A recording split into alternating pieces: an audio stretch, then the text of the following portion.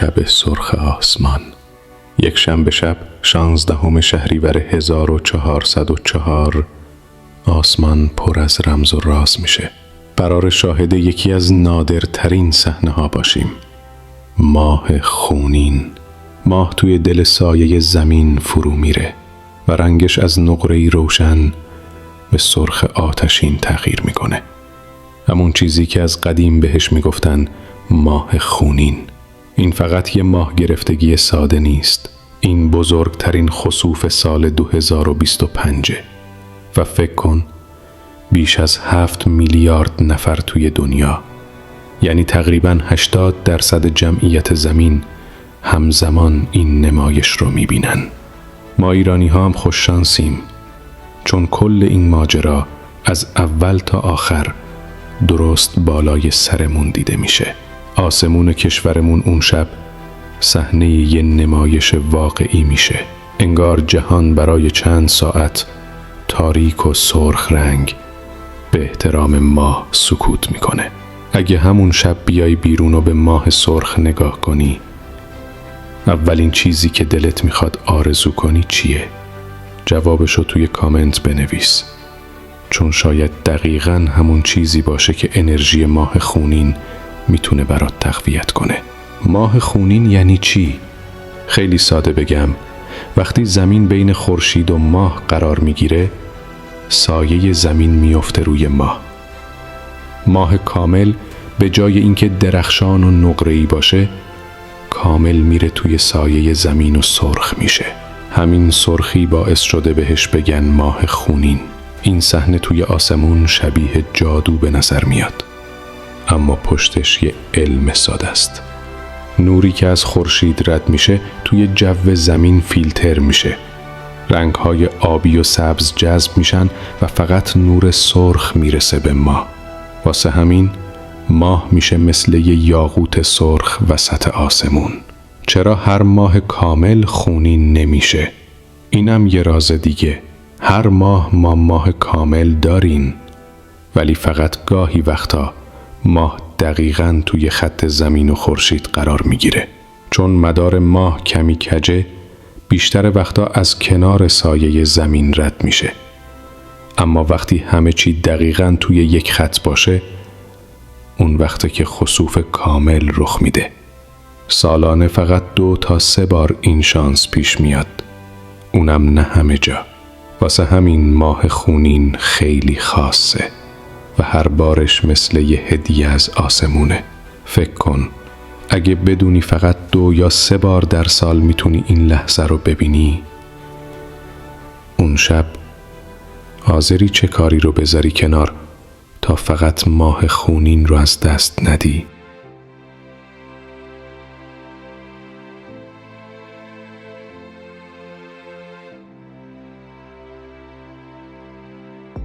خسوف 16 شهریور 1404 کجا و چه زمانی دیده میشه؟ یک شنبه شب 16 شهریور ماه گرفتگی بزرگ شروع میشه. این اتفاق حدود 3 ساعت و نیم طول میکشه و همه مراحلش از همون لحظه اول تا آخر توی آسمون ایران قابل دیدنه. یعنی ما این شانس رو داریم که از لحظه‌ای که ماه وارد سایه زمین میشه تا وقتی دوباره آزاد میشه کامل تماشاش کنیم. این پدیده توی بیشتر نیمکره شرقی دیده میشه. آسیا، اروپا، آفریقا و حتی استرالیا. اما آمریکایی‌ها از دیدنش محرومن، چون اون طرف زمین هنوز روزه و ماه اصلاً بالا نیومده. و بهترین خبر، برای تماشای این صحنه هیچ نیازی به تلسکوپ یا ابزار خاص نداری.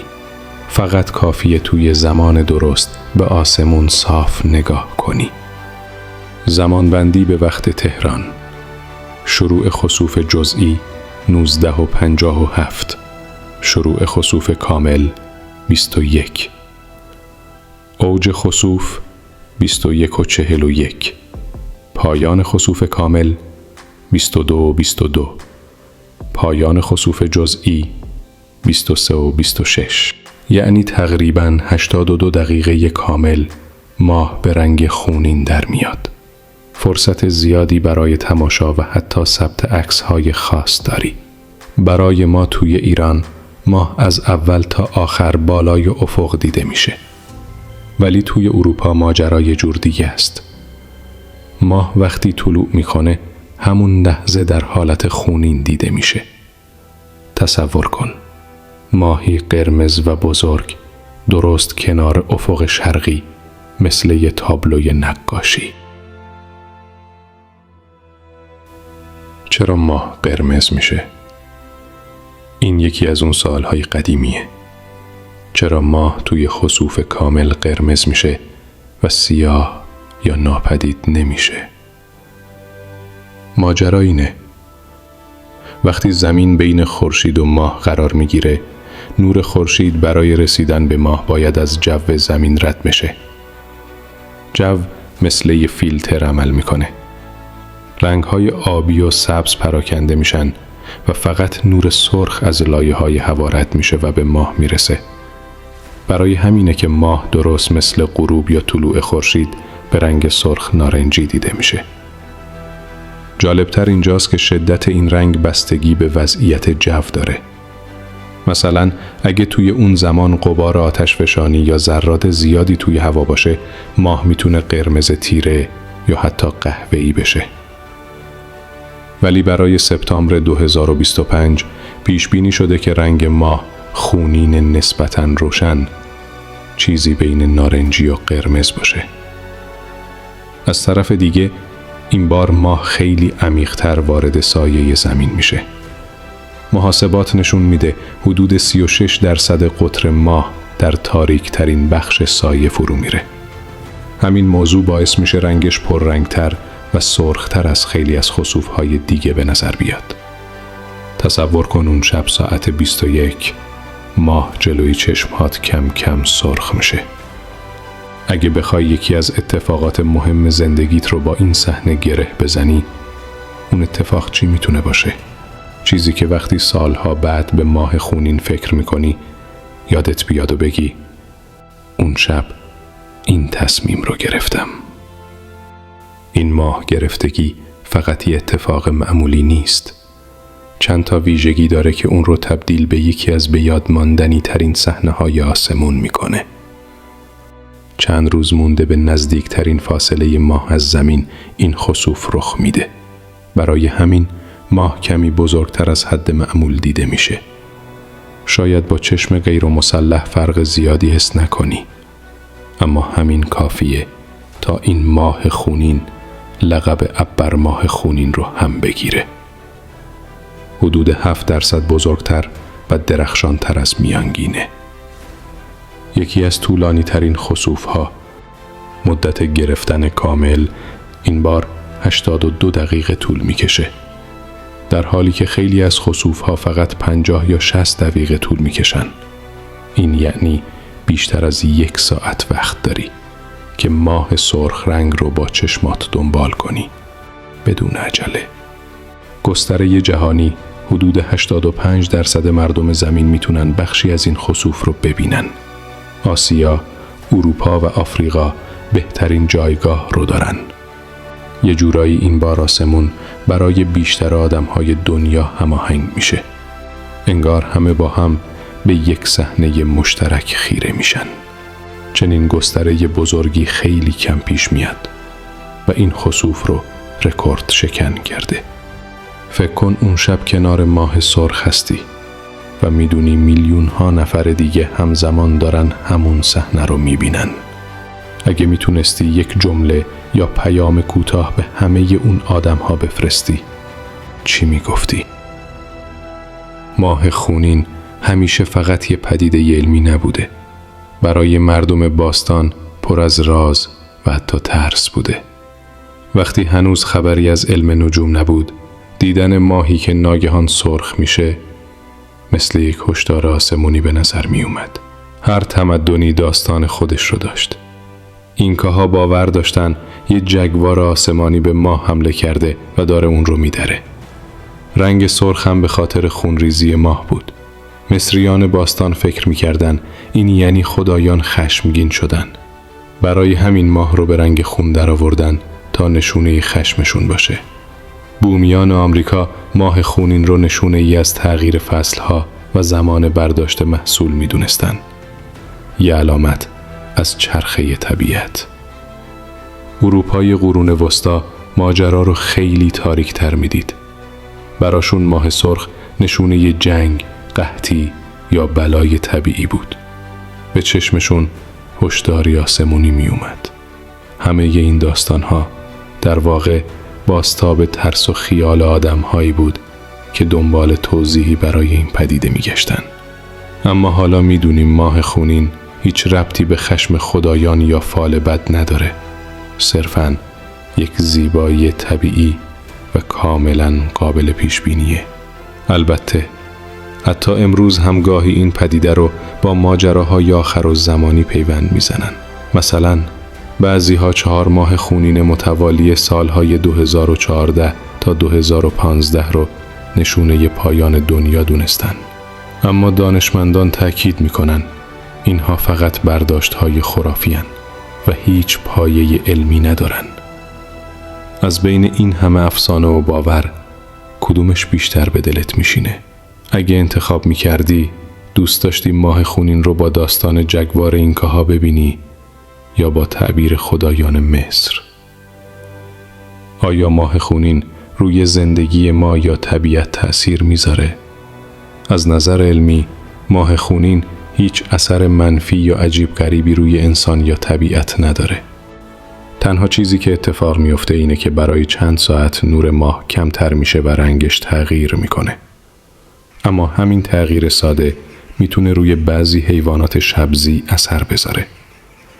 مثلا بعضی پرنده ها یا جانورهایی که توی تاریکی جهتیابی میکنن وقتی ماه ناگهان سرخ و تاریک میشه برای لحظاتی گیج میشن. یا حیواناتی که برای شکار یا جفتگیری به نور ماه نیاز دارن ممکنه محتاط تر بشن. در مقابل شکارچی های شب از تاریکی یهویی استفاده میکنن تا راحت تر شکار کنن. با این حال این تغییرات فقط موقتیه و به محض اینکه ماه دوباره روشن میشه همه چیز برمیگرده به حالت عادی.